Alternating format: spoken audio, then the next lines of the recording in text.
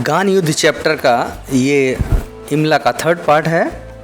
इसमें वो जो सीन का थोड़ा सा मैं एक्सप्लेन करना चाह रहा हूँ कि जहाँ से हम लोग छोड़े थे, वो जो साधु लोग कैद कर दिए जाते हैं उनके ऊपर मृत्यु दंड की आज्ञा हो जाती है, लेकिन ये जो छोटा बालक होता है उसकी उम्र कम होने के कारण जो बैजू होता है उसको छोड़ दिया जाता है। उसके बाद का अब ये सीन है। ठीक है, तो ज़्यादा देर ना करते हुए चलिए आप पेन और पेपर लेकर के रेडी हो जाइए और मैं ये इमला अब शुरू करता हूँ। बाबा तू कहाँ है?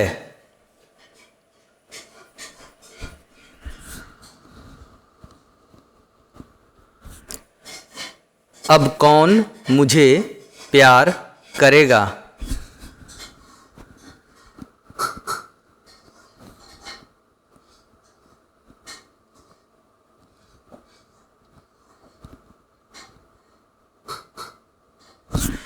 और कौन मुझे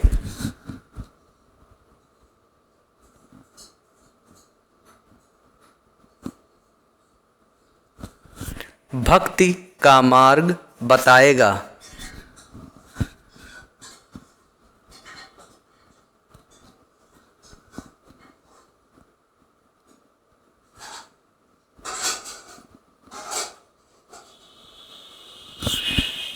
मेरे बाबा को छीन लिया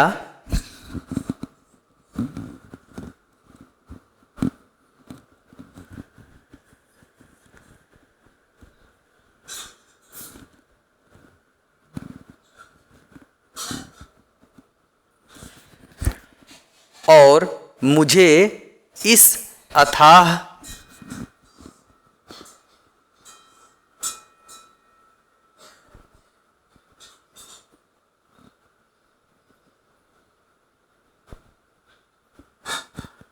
संसार में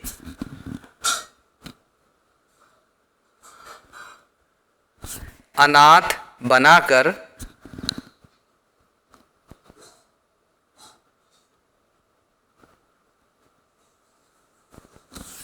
छोड़ दिया।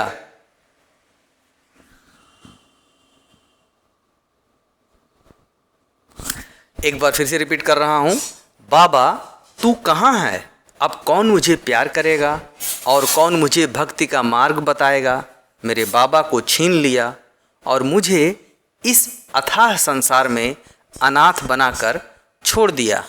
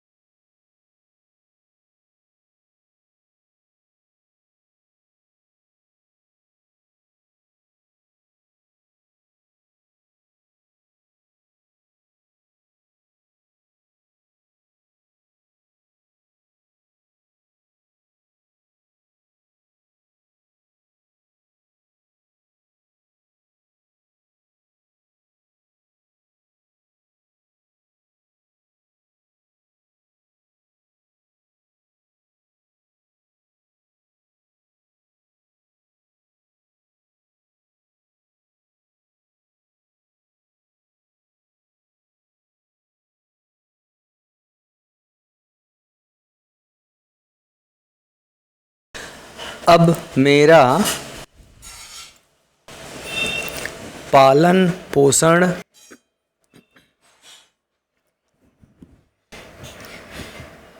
करेगा कौन?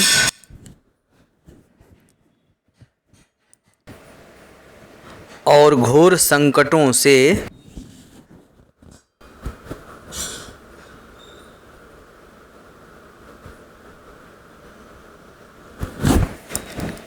रक्षा कौन करेगा?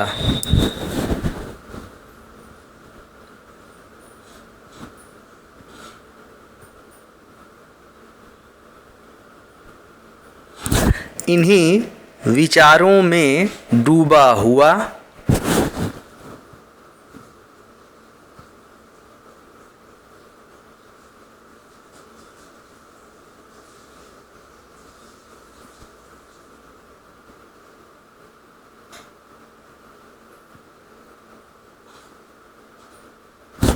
बालक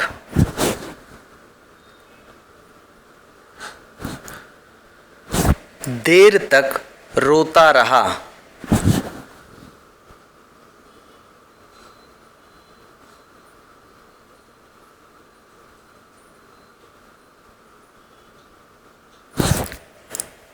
एक बार फिर से रिपीट कर रहा हूँ। अब मेरा पालन पोषण करेगा कौन और घोर संकटों से रक्षा कौन करेगा। इन्हीं विचारों में डूबा हुआ बालक देर तक रोता रहा।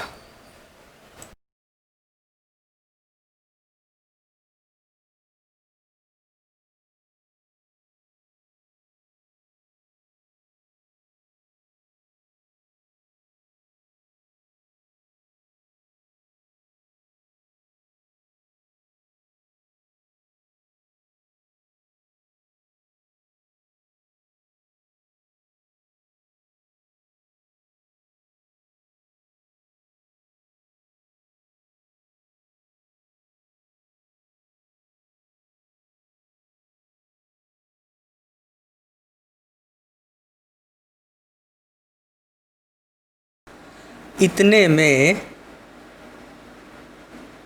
खड़ाऊं पहने हुए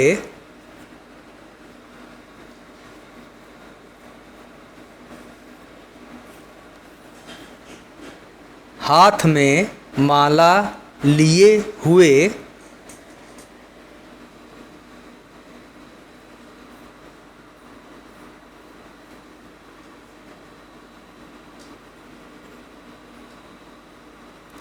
राम राम जपते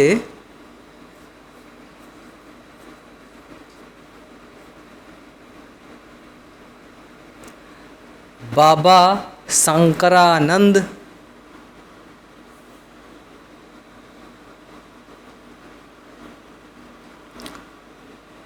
कुटिया के अंदर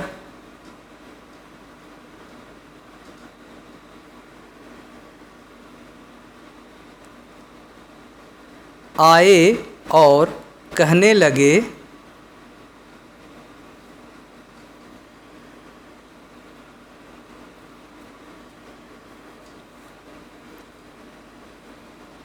बैजू बेटा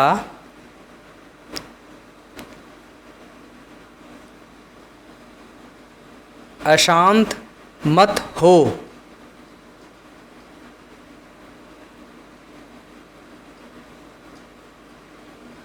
एक बार फिर से रिपीट कर रहा हूँ। इतने में खड़ाऊं पहने हुए हाथ में माला लिए हुए राम राम जपते बाबा शंकरानंद कुटिया के अंदर आए और कहने लगे, बैजू बेटा अशांत मत हो।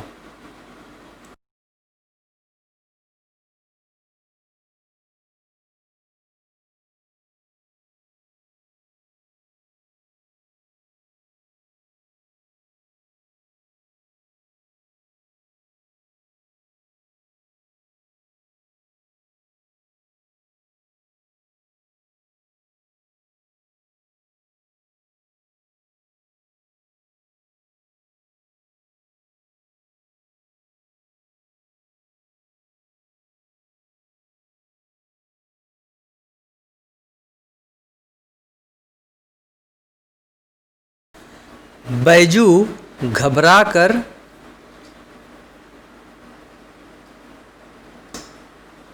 उठा और महात्मा के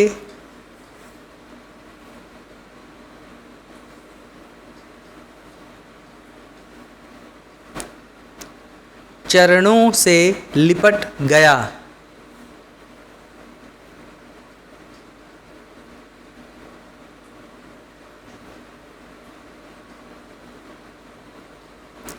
बिलख बिलख कर रोते हुए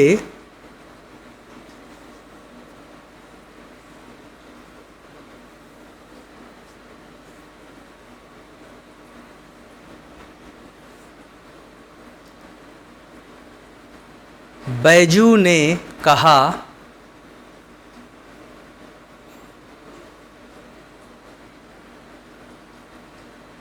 महाराज मेरे साथ अनर्थ हुआ है।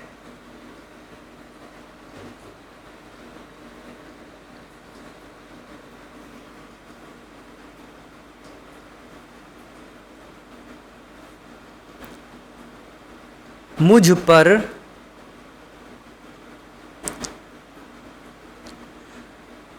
वज्र गिरा है।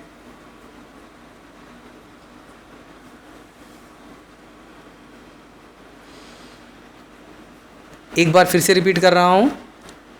बैजू घबरा कर उठा और महात्मा के चरणों से लिपट गया। बिलख बिलख कर रोते हुए बैजू ने कहा, महाराज, मेरे साथ अनर्थ हुआ है, मुझ पर वज्र गिरा है।